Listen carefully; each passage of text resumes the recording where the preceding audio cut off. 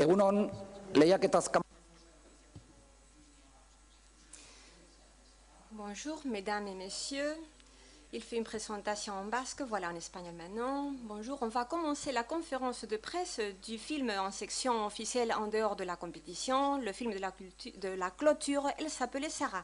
Gilles Paquet-Brenet, le directeur est avec nous, mais Lucine Mayence, Dominique Fro et aussi l'auteur du livre Tatiana de Roné sont ici. Ils seront tous ravis de répondre à vos questions. Alors, allez-y.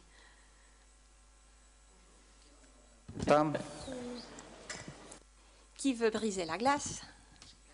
N'ayez pas peur. Voilà. Micro.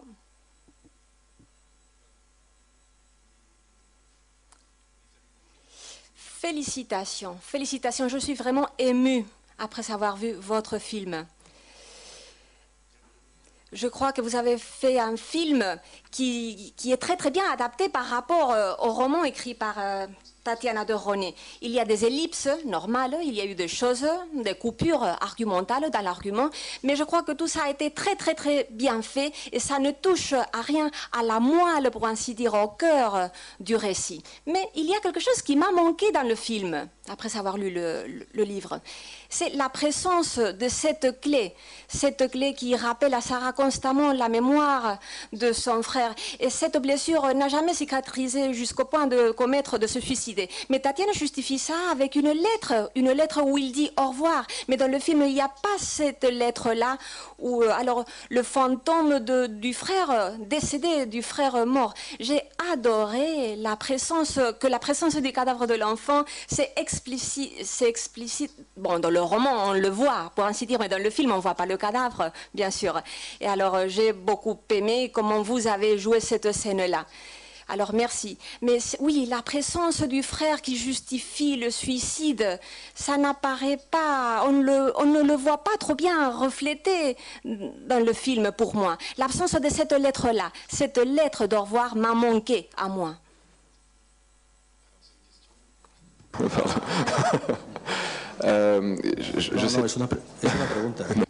Oui, c'est une question, oui, parce que sur le roman, la lettre apparaît, mais la lettre n'apparaît pas dans le film. Pourquoi vous avez décidé de ne pas inclure cette lettre-là dans le film?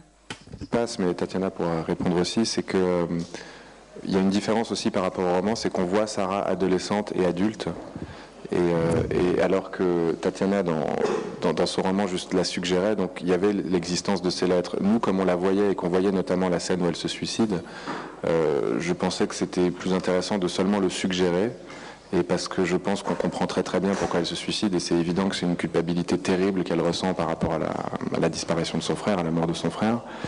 Et voilà.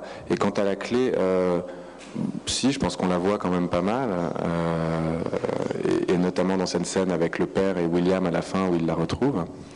Donc voilà. En même temps, je vais être très sincère avec vous. C'est vrai que maintenant, ça fait longtemps le roman, et que avec Tatiana, on se dit souvent, on mélange en fait ce qui est dans le roman, ce qui est dans le film, ce qui vient de l'un ou de l'autre. Donc, par exemple, ce que vous me dites, en fait, je me rappelle pas vraiment, pour être très honnête, je suis désolé, parce que ça fait longtemps qu'on l'a adapté, ça fait 3 ans qu'on a écrit le scénario. Je sais pas si ça répond à votre question, mais après, la grande différence, c'est surtout qu'on voit Sarah dans la deuxième partie du film, adulte. Donc, il y a des choses dont on n'a pas besoin qui étaient dans le livre. Tu veux rajouter quelque chose? Moi, je voulais juste dire que c'est vrai que cette lettre a une certaine importance dans le livre. Elle est d'ailleurs pleine d'une émotion, et on comprend, grâce à cette lettre, le destin de Sarah, mais Gilles fait très bien revivre Sarah dans le film, puisqu'on la voit jouée par Charlotte Poutrel, jeune femme, suite à Mélusine. Et je trouve que beaucoup de mes lecteurs ont trouvé qu'à un moment, on perd Sarah dans le livre. Il y a cette lettre, certes, mais quelque part, dans le film, on gagne Sarah, adolescente, jeune femme. On voit la rencontre avec le père de William, et on voit sa mort, ce qu'on ne voit pas dans mon livre. Voilà. Mais merci pour tout ce que vous avez dit à part ça. Merci beaucoup. Buenos días. Yo quería hacerle... Bonjour. J'ai une question double. Tout d'abord, D'où vient-il le projet? Pourquoi avez-vous décidé d'adapter le roman de Tatiana, tout d'abord? Croyez-vous que la France doit encore réétudier, réviser son passé collaborationniste? Et la deuxième question, dans le film, on parle des blessures, des plaies. Oui, et voilà pourquoi quelqu'un décide de rechercher. Mais pensez-vous que l'on sort indemne de ce film-là? Raison. Tout d'abord, j'avais lu le roman, comme beaucoup de gens partout dans le monde, et le roman m'avait bouleversé. Je trouvais que c'était une très très belle histoire qui méritait d'être portée à l'écran. Après, elle me touchait à titre personnel parce que j'ai perdu une partie de ma famille pendant la guerre dans les camps de concentration. Donc évidemment, c'est quelque chose qui m'était très personnel. Ensuite, c'est vrai que c'était une période de l'histoire de France qui est finalement mal connue.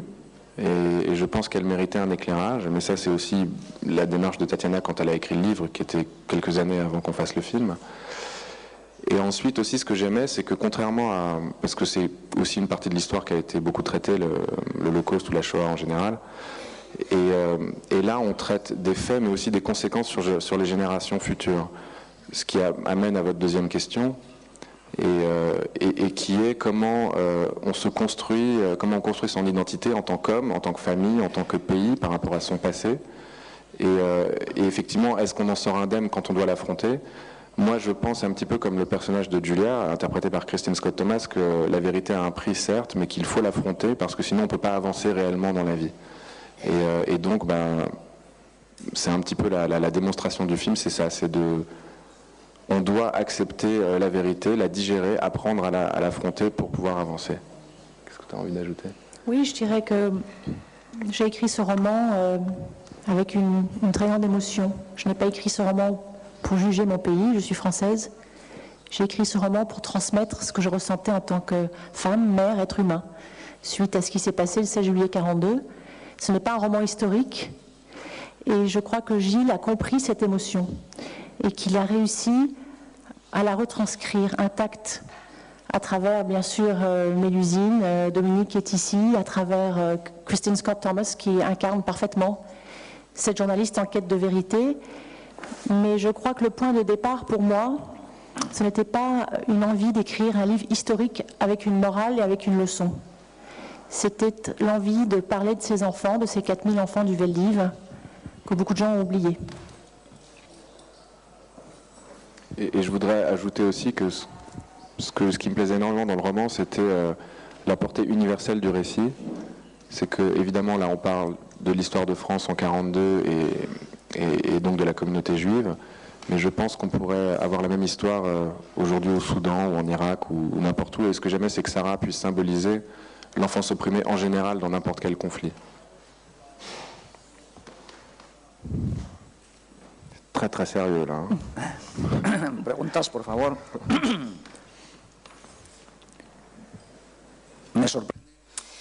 Je suis surpris que personne n'ait posé la question. C'est moi-même, oui. Personne n'a pas posé la question de comment vous avez retrouvé Mélusine. Parlez-nous, s'il vous plaît, du casting. Un casting extraordinaire. Évidemment, c'est un rôle très très difficile pour une petite fille, donc on se demandait qui on allait trouver. On se demandait si on allait trouver quelqu'un tout court d'ailleurs. Alors en fait, Mélusine, c'est... tiens, Mélusine, raconte-nous comment tu as commencé le cinéma. Alors c'était à la sortie de l'école un casting sauvage pour Ricky de François Ozon. Et donc j'ai été sélectionnée pour le rôle de Lisa. Et puis après, les castings ont suivi et puis voilà. Donc voilà, donc en fait à 7 ans, elle était déjà actrice. C'est François Ozon qui l'a découverte. Et alors il y a deux choses. D'abord, c'est une... Enfin, j'ai pas besoin de vous le dire si vous avez vu le film, mais c'est vraiment une très très bonne actrice avec une maturité inouïe de comédienne, mais aussi une maturité dans la vie, parce que moi, en tant qu'être humain et même papa maintenant, je me demandais aussi, j'avais pas envie de l'abîmer en tant que personne, parce que à un âge aussi jeune, faire des choses aussi difficiles dans un film, je me demandais quelles conséquences ça pourrait avoir sur elle.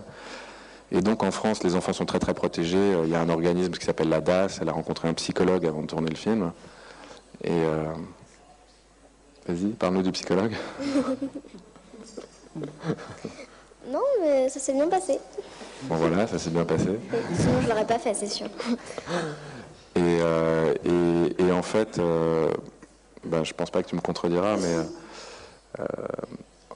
elle arrive bien à faire la différence quand même entre le cinéma et la réalité, et elle réussissait, malgré les scènes horribles qu'on tournait en permanence, à s'amuser quand même sur le plateau et à se rappeler qu'on faisait un film, et elle était contente, voilà, de jouer, quoi, de jouer la comédie. Après, on bouge-toi les oreilles, mais je pense qu'elle redécouvrira sûrement le film dans quelques années, avec un œil un peu différent sans doute. Et voilà. Maintenant, je lui fais rencontrer aussi des survivants de l'Holocauste, Oui. comme Arlette. Oui. Et voilà, c'était émouvant de voir cette vieille dame qui a presque 80 ans, qui est passée dans le Veldiv elle-même. Et voilà, elle parlait à cette demoiselle qui allait incarner un personnage comme celui-là. Mais c'était important, je voulais qu'elle puisse avoir un petit peu l'expérience d'avoir des mots un peu vrais, c'est-à-dire sortir des cours d'histoire et avoir la réalité d'un souvenir. Quand on parle au Veldiv du bruit, du grouillement permanent, les gens partout, la chaleur. Voilà. Bon, je m'égare un peu, excusez-moi. J'ai répondu à la question ou pas? Sí, correctamente. No, yo le preguntaba también por... Oui, et le casting en général, comment avez-vous fait le casting en général? Donc on a ce personnage central, bon Mélusine en a déjà parlé, mais on a le personnage central de cette journaliste américaine qui est installée en France depuis 25 ans, qui a fait toute sa vie en France. Et nous on a la chance d'avoir Christine Scott Thomas qui a un peu cette vie-là, c'est-à-dire qui elle-même s'est installée en France il y a 30 ans, qui a fait toute sa vie en France, qui a un ex-mari qui est français, qui a 2 enfants qui sont français. Et la question c'est pas pourquoi on l'a choisie, la question c'est plutôt qu'est-ce qu'on aurait fait si elle avait refusé. On aurait été dans une situation difficile. Donc voilà, le producteur du film avait déjà tourné un film avec elle, donc on lui a envoyé le scénario, elle a beaucoup apprécié. Après je l'ai rencontrée à New York, un jour un petit peu particulier, elle était à Broadway, et c'était le jour de l'élection d'Obama. Et le jour d'Obama, personne ne refuse de faire un film avec vous. Voilà. Ouais, la vague, ça arrive un peu plus tard avec la traduction, pardon. Tu veux parler, Christine?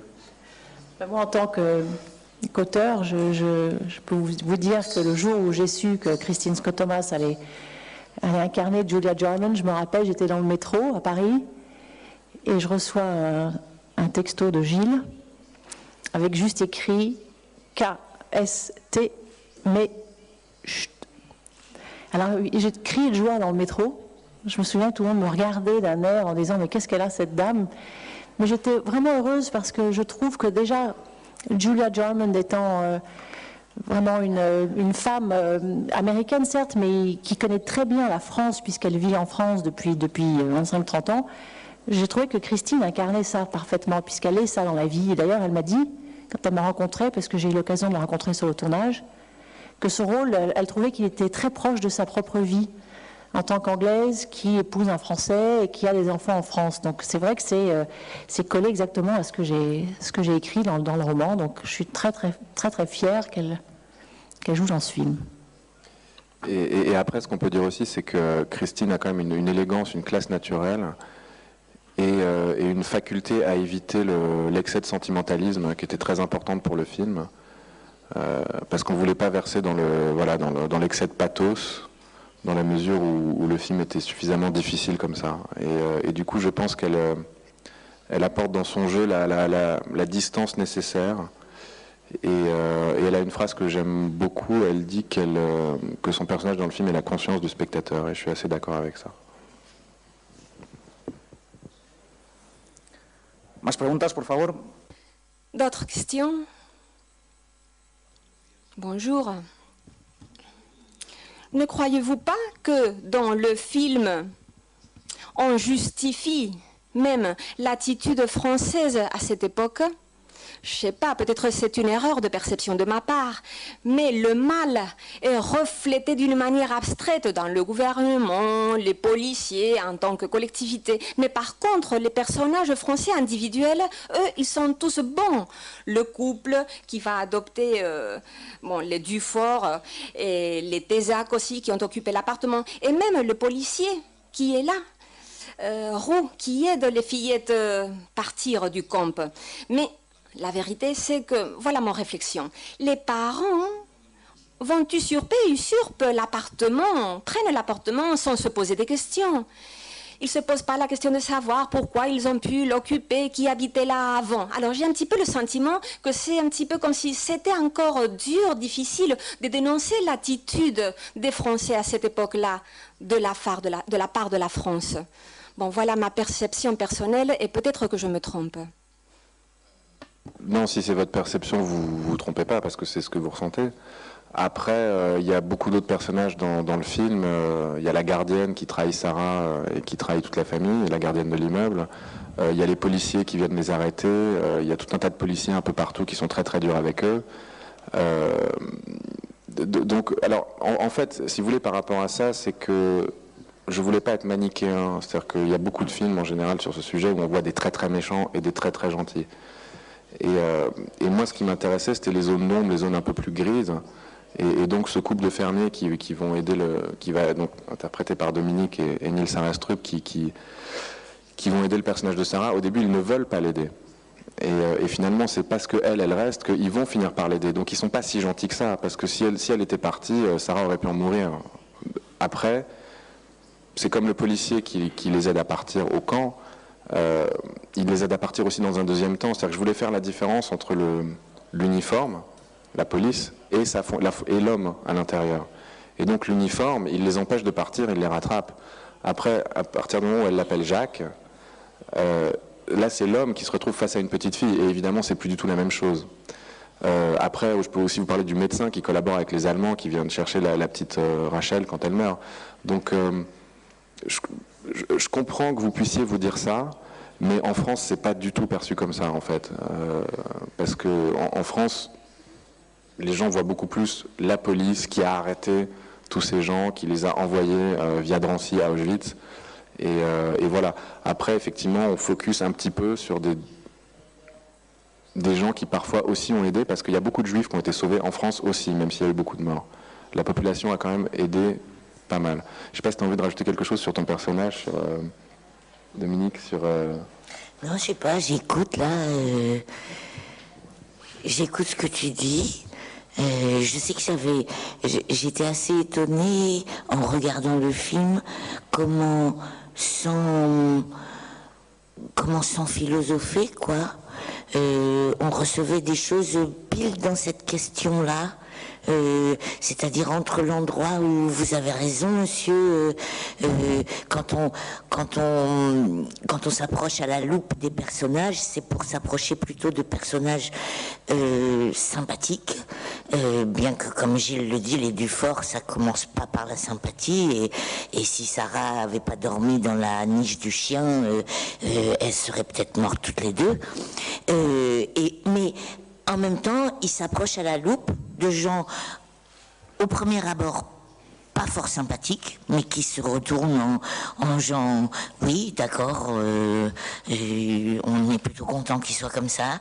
Et en même temps, dans le plan large, ce que tu dis, Gilles, on le ressent très fort, c'est-à-dire moi, je me suis dit, mais merde, mais est-ce que j'ai dans ma mémoire un film sur ces sujets-là ? C'est pas le sujet de l'affaire pour moi. Le sujet, il est autre part. Mais il comprend ce sujet-là. Et est-ce que j'ai dans ma mémoire un film qui ne met que des casquettes françaises pour les camps de concentration ? J'en ai pas. Et je trouve que c'est un geste qui m'apparaît important. Donc, votre question, je la comprends. Et la réponse que donne Gilles, ça me va. Et mon regard sur le film, avec peu de discours, c'est-à-dire je vais m'arrêter là bientôt, peu de discours me donne une mémoire. Ces images vont faire travailler une mémoire qui, je pense, sera intéressante après. J'étais étonnée qu'on puisse avec si peu de mots, quoi. Et c'est vrai que vous vous rendez peut-être un petit peu moins compte, mais la présence de l'uniforme français tout au long du film, de la police française, a une importance très très forte pour les spectateurs français. C'est-à-dire qu'effectivement, on montre un policier à un moment qui est gentil, mais on voit tout l'ensemble du corps policier qui procède à cette rafle. Alors ensuite, l'autre point que vous avez soulevé, c'est la culpabilité de la famille Tézac avec cet appartement, et ça, effectivement, c'est intéressant. Il ne se pose pas de questions quand il récupère l'appartement, il y a un appartement vide. C'est précisé dans le film que les Starzinski n'étaient pas propriétaires de l'appartement, ils étaient locataires. Donc effectivement, on pourrait se dire, il ne se pose pas la question. nous on dit on est en temps de guerre, et j'ai rencontré beaucoup de gens qui ont vécu la guerre, et ils ne savaient pas vraiment tout ce qui se passait, si vous voulez. Il y avait des gens arrêtés, à l'époque les camps de concentration ne s'appelaient pas des camps de concentration, ça s'appelait des camps de travail, les gens ne savaient pas trop, et surtout ils avaient une seule obsession, c'est de trouver à manger en fait. Donc ils survivaient là-dedans, dans ce chaos, quoi. Et après, alors moi après, ce qu'on pourrait avoir plus de mal à comprendre, c'est pourquoi il reste dans l'appartement une fois que ce qui s'est passé, s'est passé. Là, effectivement, c'est une vraie question. Et on en parlait nous hier soir dans la voiture, et on disait finalement que le père Tézac, c'était presque une forme de pénitence de rester dans cet appartement pour lui, d'avoir eu à affronter ce qu'il a affronté et ce qu'il a vu. Je ne sais pas si je suis très clair, si vous comprenez ce que je veux dire. Voilà. Tu veux ajouter quelque chose ? Je voulais dire aussi que, en écrivant ce livre, j'ai fait beaucoup de recherches, évidemment, pour ne pas me tromper, pour trouver le ton juste aussi, notamment pour tous les passages en 42. Et je sais qu'il y a eu, on a parlé de la gardienne au début du film, la gardienne, elle n'a pas un bon rôle du tout, hein. C'est quand même elle qui dit aux policiers, il y en a dans la cave. Bon, les gardiennes n'ont pas eu une très bonne réputation à Paris dans les années 40, ce qu'on appelle aussi, ce qu'on appelait les concierges. Et pour cette histoire d'appartement, il y a énormément d'appartements qui ont été comme ça, voilà, qui sont passés de ces mains de familles déportées et à des familles françaises qui ne se sont pas posé la question. Mais moi, quand j'ai interrogé les personnes qui ont connu ça ou qui ont vécu ça, ou quand j'ai fait mes recherches, dans les témoignages que j'ai vus, effectivement, Gilles a raison, on est en temps de guerre, on ne s'en rend peut-être pas compte, nous, parce qu'on est nés dans les années 60 et les années 70, on ne connaît pas ça, mais il y avait... Les années 2000. Mais il y avait, ou les années 2000, mais il y avait vraiment un désir de survivre, de trouver des appartements et surtout de ne pas se poser des questions. N'oubliez pas que cette rafle a eu lieu en plein Paris, d'accord ? Dans un quartier très central de Paris, puisque la rue Nélaton se trouve à côté de la Tour Eiffel. Je pense que vous savez où est la Tour Eiffel à Paris. Donc il y a beaucoup de Parisiens qui ont vu cette rafle et qui ont fermé les yeux. Et on voit ça très bien dans le film, et c'est ce que j'ai mis dans le livre. Donc pour les appartements, c'était pareil. Du moment que les loyers rentraient, eh ben, on fermait les yeux aussi. Et j'ai même eu un témoignage bouleversant d'un jeune homme qui a donc été raflé et qui est revenu chez lui 2 semaines après, comme ça, et qui a trouvé effectivement que son appartement, enfin l'appartement de ses parents, était entièrement vidé de tout ce qu'ils avaient laissé, et voilà, qu'il y avait des gens qui habitaient là-dedans un peu tranquilles, on va dire, sans se poser aucune question. Donc ça a été quelque chose de malheureusement très fréquent à Paris pendant ces époques troublées.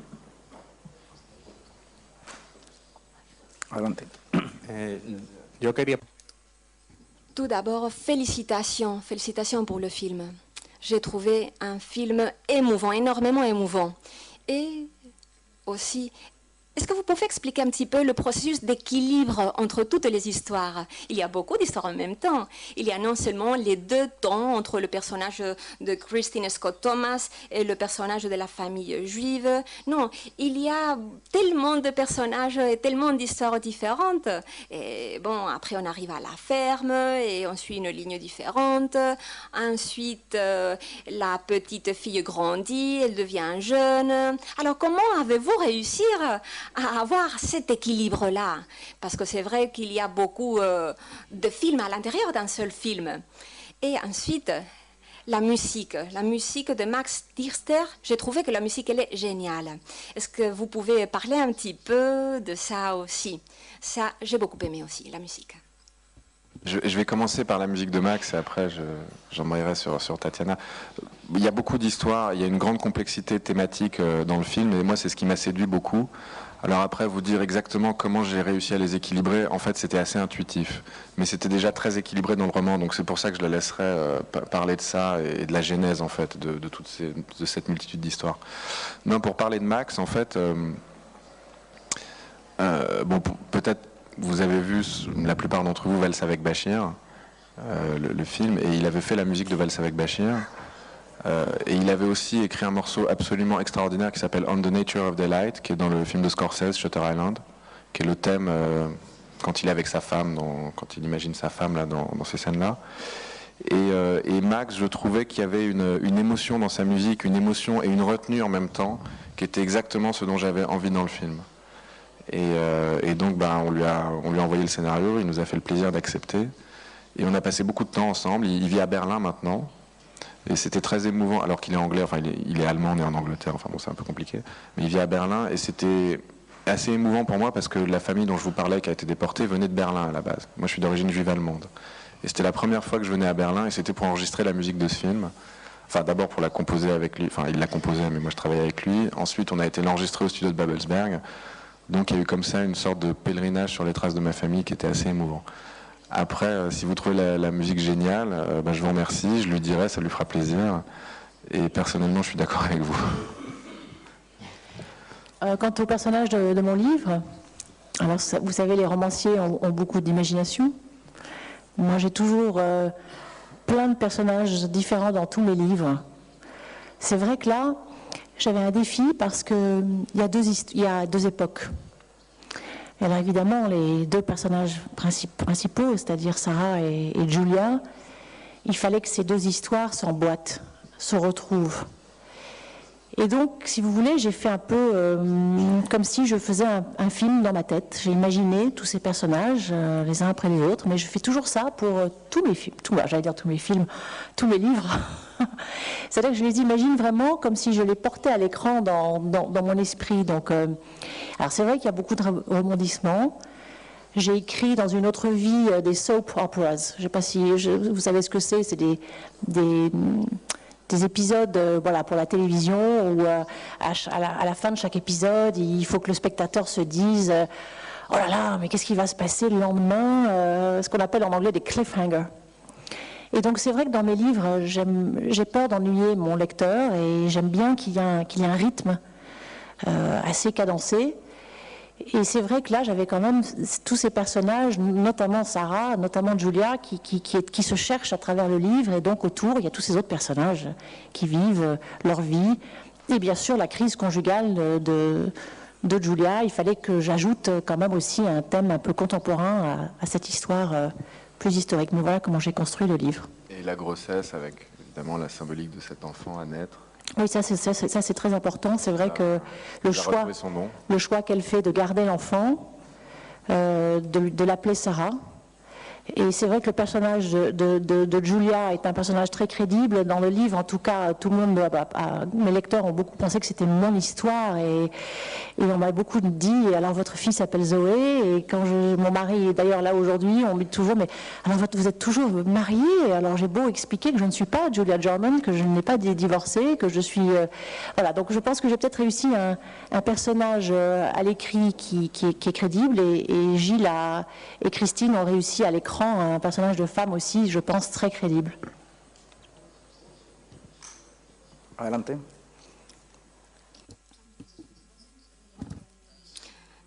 J'ai deux questions. Votre roman et le film sont basés sur les faits réels. Et une question pour la petite Mélusine. Mélusine, quel âge as-tu? Et aussi, quel a été le plus difficile pour interpréter ton rôle, Mélusine? Raconte-nous. Comment te sentais-toi quand tu devais tourner cette scène où tu découvres le cadavre de ton petit frère?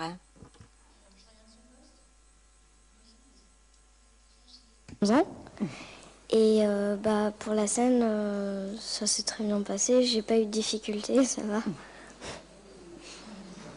Ouais, mais ils attendent quand même que tu en dises un peu plus là. Oui.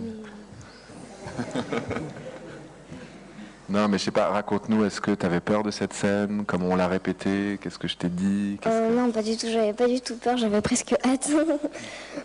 Non, mais ça s'est vraiment bien passé. Bon, je sais que c'est dur à croire pour vous, mais c'est vrai qu'il n'y a aucune difficulté en fait avec elle. Et que cette séquence, en fait, je pense que nous, on avait beaucoup plus peur qu'elle de la tourner. Et voilà, donc ce qu'on avait travaillé en répétition, c'était une animalité, quoi, un cri complètement animal par rapport à la situation. Et après, c'est l'actrice qui fait le reste. To answer your question, no, this book is... Pour répondre à votre question, oui, le roman, c'est une fiction. Ce n'est pas... C'est une fiction, oui, basée sur des faits réels. Tout ce qui arrive en 1942, c'est vrai que j'ai fait beaucoup de recherches. Je ne voulais pas prendre des risques avec les dates, avec les faits. Alors voilà pourquoi j'ai parlé avec les survivants, avec les rescapés de la rafle. J'ai visité tous les endroits qui apparaissent sur les films pour essayer de comprendre l'atmosphère, l'ambiance de ce qui est arrivé. Mais il y a beaucoup de gens qui pensent que Sarah a existé, elle. Et parfois, ils sont désolés. Et quand ils apprennent que c'est un produit de ma tête, ils se disent non, elle aurait dû exister, Sarah. Alors je crois que l'histoire de Sarah, pourquoi pas? Pourquoi pas? Il y a eu peut-être l'histoire d'une petite fille qui a essayé de protéger son frère. N'oublions pas que c'était la police française qui est arrivée là, qui a fait les rafles. C'était pas les nazis. Il y avait beaucoup de gens qui pensaient qu'ils allaient retourner parce qu'ils avaient été arrêtés par les Français. Sarah, elle était convaincue qu'elle pourrait revenir le libérer de ce placard. Mais finalement, elle n'a pas pu. Alors cette partie-là, c'est une partie que j'ai inventée. Mais ça aurait pu très bien se passer. Pourquoi pas? J'espère avoir répondu à la question. J'ai envie de préciser aussi que, d'abord, elle avait lu beaucoup de témoignages. Après, moi, j'ai rencontré beaucoup de gens. Donc, même si effectivement l'histoire est une fiction, il y a un ADN assez composite dans l'histoire de Sarah, de quelques survivantes. Il y a de la réalité dans le personnage, même si c'est un personnage de fiction qui est important pour la liberté pour nous artistes. Mais il y a beaucoup de réalité dedans et vous savez, les survivants qui voient le film se retrouvent complètement dans ce qu'on a fait. Ester baino lehen, zorionak filmagatik. Tout d'abord, félicitations pour votre film. Un film énormément, très émouvant, j'ai adoré. J'ai une question pour Tatiana. Je crois que votre roman, quand il a été publié pour la première fois, vous l'avez écrit en anglais, si j'ai bien compris. Vous êtes française, mais vous êtes à moitié anglaise, n'est-ce pas? Votre mère, elle est anglaise. Alors, une histoire comme celle-ci, en France, pourquoi avez-vous décidé de la rédiger en anglais et pas en français? Et ensuite, j'ai une question pour le directeur.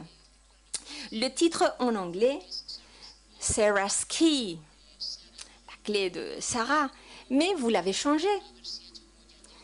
Il s'appelait Sarah. Il y a la chanson de Jean-Jacques Goldman qui parle de ça. Ça a quelque chose à voir. Je sais pas, elle s'appelait Sarah. Ensuite, dans le film, bon, je sais pas, est-ce que vous pouvez commenter un petit peu tout cela? Merci. D'abord, c'est pas moi qui ai changé le titre, c'est l'éditeur français. Et il l'a fait pour une raison qui vaut ce qui vaut, mais c'est la clé de Sarah, ça sonne pas très bien en français en fait. Et comme il a fait effectivement cette chanson de Jean-Jacques Goldman, Comme toi, qui est très très célèbre, hein, et avec cette phrase dont les gens se souviennent, elle s'appelait Sarah, elle n'avait pas 8 ans, c'est ça? Et du coup, c'est l'éditeur, c'est pas moi, nous on a gardé le titre. Et pour répondre à votre question, je suis donc parfaitement bilingue, because my mother is English et mon père est français. Donc, parce que ma mère... From one language to the other, it's a bit complicated for the translator, and I'm sorry about that. Donc c'est vrai que ma langue c'est l'anglais. J'ai commencé à écrire des romans en anglais quand j'étais petite, et puis je suis venue par hasard à la publication en français avec mon premier roman qui a été publié, qui s'appelle L'appartement témoin. J'ai continué à écrire en français. Et puis, un beau jour, j'ai rencontré Sarah et Julia dans ma tête. Et quand j'ai commencé à écrire ce roman, il est venu en anglais. Mais je ne m'en suis même pas rendu compte. C'est mon mari, qui est mon premier lecteur, qui m'a dit « mais c'est en anglais ». Et c'est là où j'ai compris qu'il fallait que je me mette dans mon côté anglais pour parler de cette sombre histoire française. Alors, je ne sais pas ce qu'un psychiatre penserait de tout ça, mais en tout cas, moi, ça m'a permis d'avoir la distance avec ce sujet difficile. Et d'autre part, Julia Jarmond, she's American. There's absolutely no way I could make her speak. Elle est américaine, elle n'aurait jamais pu parler le français, ça n'aurait pas été authentique. En anglais, et d'ailleurs je continue à écrire en anglais en ce moment. Je viens de publier un roman dans votre pays qui s'appelle Boomerang, qui est traduit de l'anglais également pour vous, et celui que je viens de finir est en anglais aussi. Voilà. Más preguntas, por favor.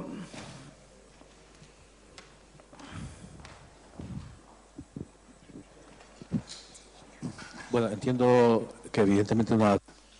Oui, une adaptation cinématographique, bien sûr. Je comprends qu'il faut mélanger des choses ou éliminer des choses. Par exemple, la famille Dufort dans le roman, c'est pas eux qui rejettent les gamines au début. Dans le roman, c'est une autre famille qui rejette ces petites et la famille Dufort les accepte. Alors je comprends que ces choses-là sont des conventions complètement licites pour le cinéma. Ce que je crois que vous avez reflété parfaitement bien, c'est le moment dramatique à outrance qui te met la chair de poule, qui est la séparation dans le camp, la séparation entre les mères et les enfants. Ce moment-là, vous l'avez reflété d'une manière magistrale. Parce que cette même émotion que j'ai ressentie en lisant le roman, je l'ai ressentie quand j'ai vu la transcription cinématographique que vous avez faite. Bon. Alors, mis à part ces considérations-là, je crois que Tatiana, vous êtes très dure lorsque vous traitez, lorsque vous abordez la réalité historique de la France, parce que vous dites dans le roman que les gendarmes, la police française est allée au-delà de ce que les nazis demandaient. Ils ont respecté et ils ont même allé au-delà de ce que les nazis demandaient. Apparemment, les nazis ne voulaient que tout simplement prendre les mâles, les hommes, les juifs. Mais par contre, la rafle inclut tout le monde, les femmes et les enfants aussi. Dans le roman, on dit que c'était plus de 4000 enfants, ceux qui ont été faits prisonniers au Veldiv et ensuite amenés dans les camps et ensuite exterminés. Alors les nazis, apparemment, ils ne voulaient pas les enfants parce que, bon, ils étaient un petit peu chiants, pour ainsi dire, que ça ne faisait pas partie de leur logistique. Aussi, dans le roman, on dit qu'il y avait des chauffeurs de bus qui ont amené ces familles-là, qu'il y avait des chauffeurs de train aussi. Tout le monde était là dans cette histoire-là. Et là, dans le film, on dit que c'était des Français qui arrêtaient les Français, pas les nazis qui arrêtaient les Français. Ça, on le souligne.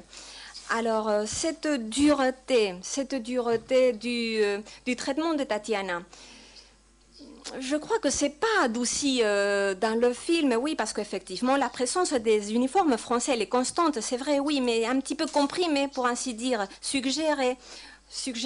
Essayez d'être plus spécifique pour la question. Bon, la question. La dureté de Tatiana est beaucoup plus explicite que le film. Voilà ce que j'ai vu, moi. Je crois que c'est la lucidité. Voilà, c'est-à-dire que je n'ai pas pris, on a une expression, je n'ai pas pris de gants pour parler de ça. J'ai posé un regard parfaitement lucide.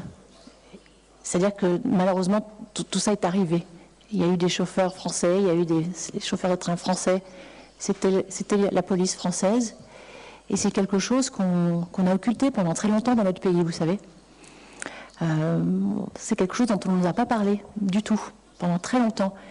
Et donc cette lucidité ou cette dureté, appelez-la comme vous voulez, elle a été très nécessaire pour moi. C'est ce qui m'a permis de poser un regard extrêmement vrai sur ce qui s'est passé. C'est-à-dire que je ne suis pas allée dans la fioriture ni dans l'exagération. Je suis allée vraiment au fait. J'ai fait un travail de journaliste, puisque je suis également journaliste. Voilà. Et je pense que Gilles a montré ça aussi, mais là aussi on rentre dans les différences très subtiles entre... tu as une phrase que j'aime beaucoup, qui est qu'un roman nourrit l'imaginaire. Voilà, vous, quand vous lisez un livre, vous vous faites une idée du livre que vous êtes en train de lire. Un film vous montre tout de suite. C'est-à-dire que c'est là. L'imaginaire ne travaille pas. C'est une autre façon de montrer une vérité, mais je pense que Gilles est quand même resté très fidèle. Mais et alors, pour répondre peut-être plus spécifiquement à votre question, c'est vrai qu'on fait avant tout le film pour le public français et qui sait tout ce que vous êtes en train de dire. Donc on n'a pas besoin de leur redire. Et effectivement, il y a une appréciation un tout petit peu différente à l'étranger sur le film qu'en France. Par exemple, en France, les gens sont très très intéressés par la partie contemporaine parce qu'ils sont intéressés par les conséquences sur les générations futures, comment eux, dans leur famille, ils ont pu vivre avec tout ça, avec cette culpabilité, avec ces secrets de famille, etc. Les faits historiques, ils les connaissent beaucoup mieux. Donc nous, on a choisi de pas nécessairement s'apesantir et expliquer en détail tout ce qui s'est passé. C'est des choses qu'on mettra dans le DVD, par exemple, avec des documentaires, vous comprenez. Et je comprends qu'à l'étranger, effectivement, ça rejoint finalement ce que pouvait dire monsieur tout à l'heure. Vous pouvez avoir l'impression qu'on a lissé les choses par rapport à la culpabilité de l'État français. Mais en fait, c'est pas le cas. C'est que les Français le savent. Vous comprenez ? Et voilà. Ensuite, de manière plus générale, le côté historique n'était pas ce qui m'intéressait le plus. Moi, j'étais vraiment intéressé avant tout par la tragédie humaine que va vivre le personnage de Sarah, et comment, à 60 ans de distance, une femme qui n'a rien à voir avec tout ça allait rétablir la vérité. C'était ça qui me passionnait, parce que je trouvais qu'il y avait quelque chose d'universel là-dedans. Si on était rentré dans quelque chose de très très spécifique par rapport au rôle de l'État français, encore une fois, que les gens savent en France, c'est pas tout à fait le même sujet en fait. Mais c'est, par rapport à votre question, c'est pas du tout une envie de lisser ou d'aplanir ou de minimiser le rôle de l'État. C'est juste qu'en France, les gens le savent. Comprenez ? Tu voulais rajouter un truc, Dominique ou... Oui,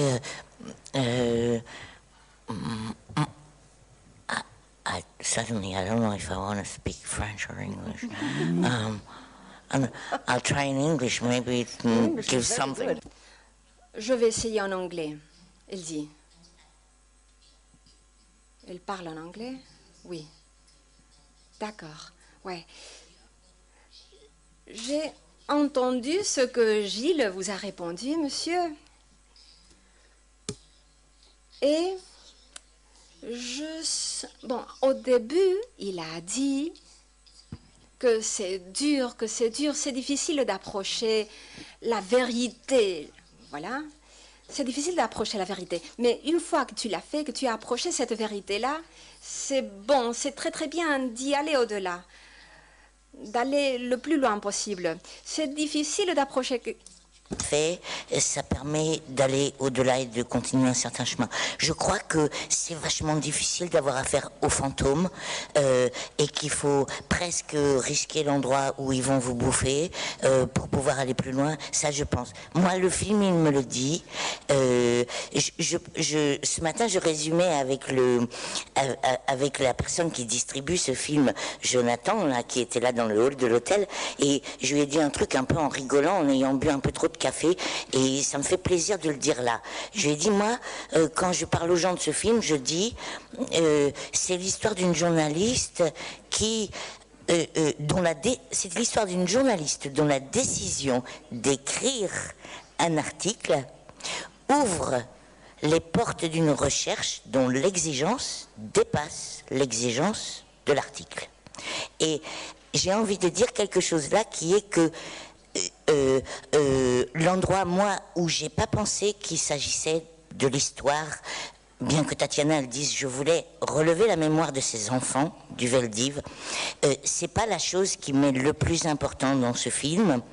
Ce qui m'est le plus important, c'est l'histoire de cette journaliste et de la liaison entre ce temps-là, ce temps de 42, et l'histoire de cette femme qui s'approche d'une vérité qui va chambouler sa vie, au point que c'est pas l'article, c'est pas elle qui va faire un article, c'est l'article qui va la faire elle. Et pour moi, là, il y a une vraie liaison.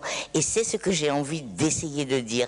Une liaison entre pourquoi la torture humaine, comment ça se fait que l'homme peut arriver à mettre sur pied, malgré les pensées de chacun, les pensées intérieures de chacun, comment l'homme peut arriver à mettre sur pied une hiérarchie qui organise la torture. Or, il y arrive.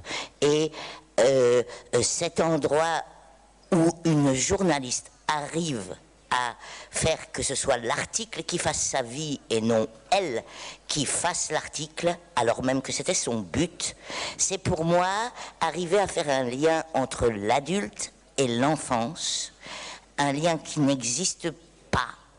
Il n'y a pas de pont entre l'adulte et l'enfance, et cette journaliste, par son histoire, arrive à mettre en scène un être humain qui, en affrontant un passé par les fantômes de ce passé, fait un lien entre l'enfance et l'adulte. Et ça, pour moi, c'est l'acteur. Cette journaliste devient un acteur. Elle est un acteur humain. Elle agit sur la terre. Et c'est pour moi un film qui parle de l'acteur. Voilà, j'avais envie de dire ça. Una última pregunta, Bon por favor. courage à la traductrice. Hola, quería preguntarle al director. Question pour le directeur. Ici. Que pensez-vous des récentes déclarations de la commissaire européenne où, après l'expulsion des Roms en France, elle a rappelé ce qui était arrivé en France dans les années 40. Et si vous n'êtes pas surpris que le mot Rome n'ait pas été cité après 17 questions, c'est un sujet d'énorme actualité chez vous. Je ne sais pas si ça illustre, je ne sais pas. Parfois, le message n'arrive pas aux gens, je ne sais pas. Parfois, on se dit que ce sont des choses historiques du passé. Ce n'est pas équiparable du tout, hein. En fait, c'est une question qu'on nous posait beaucoup. En fait, on est en promotion en France maintenant depuis presque un mois. Et c'est une question qu'on nous posait beaucoup au début quand l'actualité était brûlante. Et en France, là, ils ont réussi à détourner l'attention avec le terrorisme, avec tout un tas de problèmes franco-français, quoi. Voilà. Après, je pense que vous avez vraiment raison de poser cette question. Nous, évidemment, on est tous ici à cette table choqués par la manière dont le gouvernement a stigmatisé une communauté. Et même s'il ne faut évidemment pas faire d'amalgame facile, parce qu'on parle quand même pas du tout de la même chose, hein. Mais je pense que c'est un terrain glissant et dangereux. Voilà. Donc je pense que la commissaire européenne a raison de rappeler le gouvernement français à l'ordre. Est-ce que vous êtes d'accord avec moi ? Moi, je voulais juste dire que j'ai remarqué, comme je voyage beaucoup pour la sortie de mes nouveaux livres en Europe, et que j'ai cette question sur mon président à chaque fois que je vais dans un nouveau pays. Et ça arrive, c'est pas la 17e question, c'est peut-être même la seconde ou la 3e. Voilà. Donc on nous pose beaucoup de questions sur la politique de M. Sarkozy, alors qu'on vient parler de ses livres. Voilà. Muy bien, muchas gracias a todos. Eskerrik asko. Merci énormément.